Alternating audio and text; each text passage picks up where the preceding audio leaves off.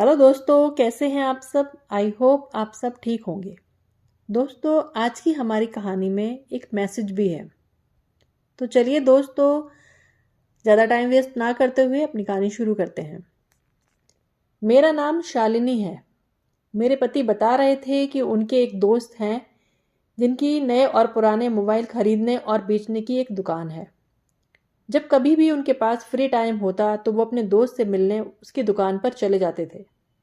वो उस दिन उसकी दुकान पर ही बैठे थे कि तभी एक खूबसूरत मॉडर्न सी लड़की अपनी माँ के साथ दुकान पर मोबाइल लेने आई। उसने एक प्राइस रेंज बताई और पूछने लगी, इसमें कौन सा मोबाइल अच्छा है जिसका कैमरा, मेमोरी और स्पीड अच्छी हो। मेरे दोस्त ने पूछा कि आप पहले कौन सा मोबाइल यूज़ कर रही थी और क्यों बदल रही हैं। मैं इसलिए पूछ रहा हूँ कि मैं आपको और उससे अच्छा मोबाइल दिखा सकूँ। उस लड़की ने अपना पुराना मोबाइल दिखाते हुए कहा कि वे पहले ये रियलमी का फ़ोन यूज़ कर रही थी जो बार बार हैंग हो जाता है, इसलिए कोई नया फ़ोन लेना है। और कहा कि मेरे ऑनलाइन एग्ज़ाम हो रहे हैं यूनिवर्सिटी के, तो मुझे इसलिए अच्छी स्पीड वाला मोबाइल चाहिए। मेरे दोस्त ने सैमसंग और दूसरे ब्रांड के 3-4 मोबाइल फ़ोन दिखाए। उसे सैमसंग का एक मोबाइल पसंद आ गया। वो पैसे देने लगी तो मेरे दोस्त ने पूछा कि पुराना फ़ोन बेचना है। उसने कहा नहीं, अभी तो नहीं बेचना। मेरे दोस्त ने कहा अगर बेचना है तो मैं इस फ़ोन के 20,000 रुपये दे सकता हूँ। 20,000 का नाम सुनकर लड़की, उसकी माँ और मैं सब हैरान हो गए, क्योंकि वो मोबाइल 10,000 का भी नहीं था। सबको इस तरह आश्चर्यचकित देखकर मेरा दोस्त कहने लगा, मैं तो 10,000 ही कहता, लेकिन गलती से 20,000 कह दिया। लेकिन मैं अपनी ज़ुबान पर कायम हूँ। अभी बेचना हो तो आप 20,000 रुपये माइनस करके बाकी पैसे दे दें। लड़की की माँ फौरन राज़ी होकर कहने लगी कि दे दो, इतने पैसे तो कोई दुकान वाला नहीं देगा। वो लड़की कहने लगी, नहीं, इसमें मेरा सारा डाटा है। पहले मैं नए मोबाइल में डाटा ट्रांसफ़र करके फिर बेचूंगी। मेरे दोस्त ने कहा अभी 2 मिनट लगेंगे, मैं बैकअप करके आपका सारा डाटा इस नए मोबाइल में ट्रांसफ़र कर देता हूँ।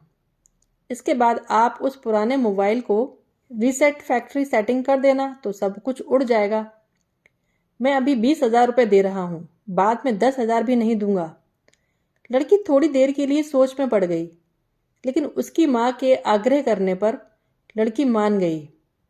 दोस्त ने उसी वक्त डाटा बैकअप करके नए मोबाइल में ट्रांसफ़र कर दिया। उनके जाने के बाद मैंने अपने दोस्त से पूछा, ये क्या किया तूने?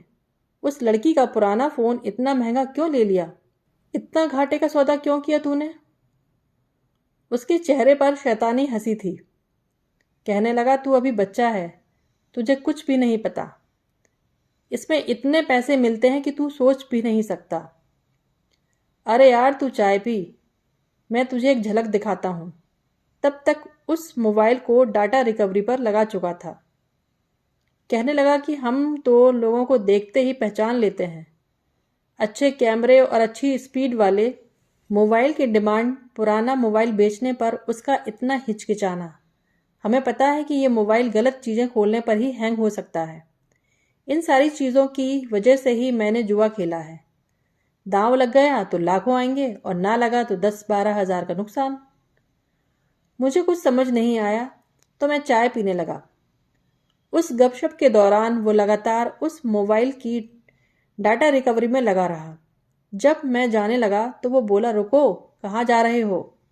अरे देखते तो जाओ कि मैंने इतने ज़्यादा पैसे किस लिए दिए हैं उस पुराने मोबाइल के।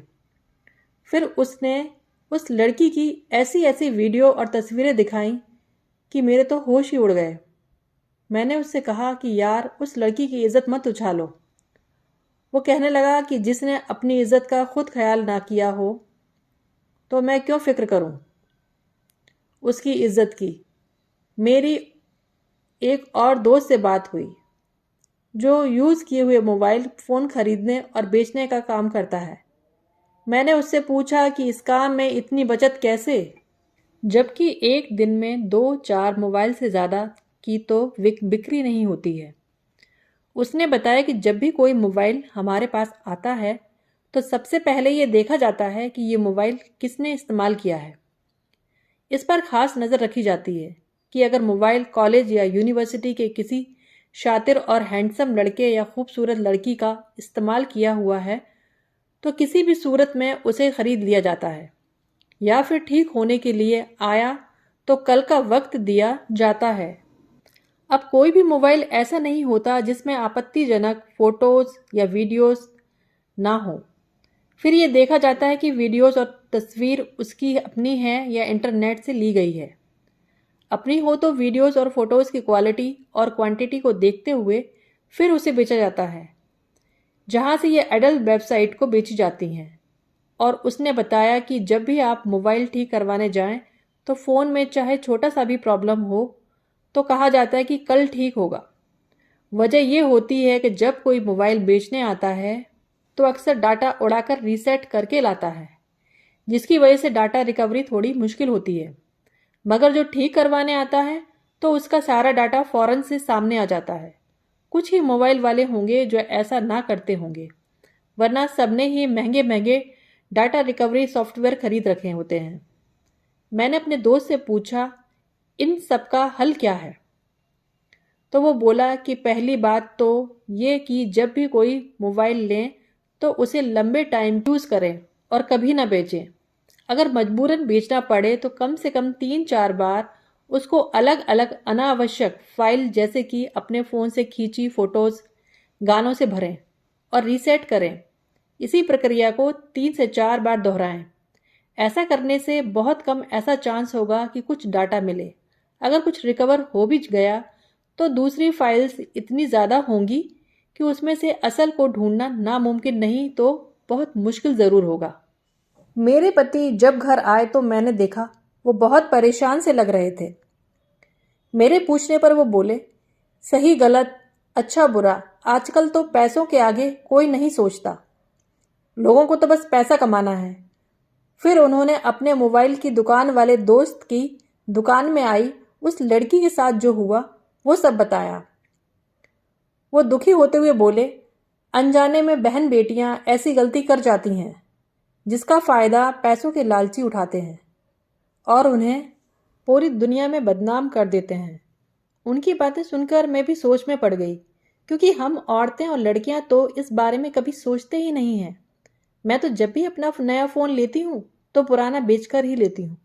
आगे से मैं इन सब बातों को बहुत ध्यान रखूंगी, क्योंकि अपनी सुरक्षा अपने ही हाथ में होती है।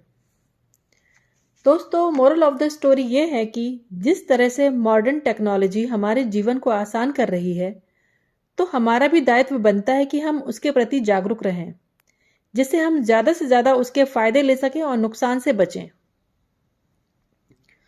दोस्तों, आशा करती हूँ आपको मेरी छोटी सी कोशिश ज़रूर पसंद आई होगी।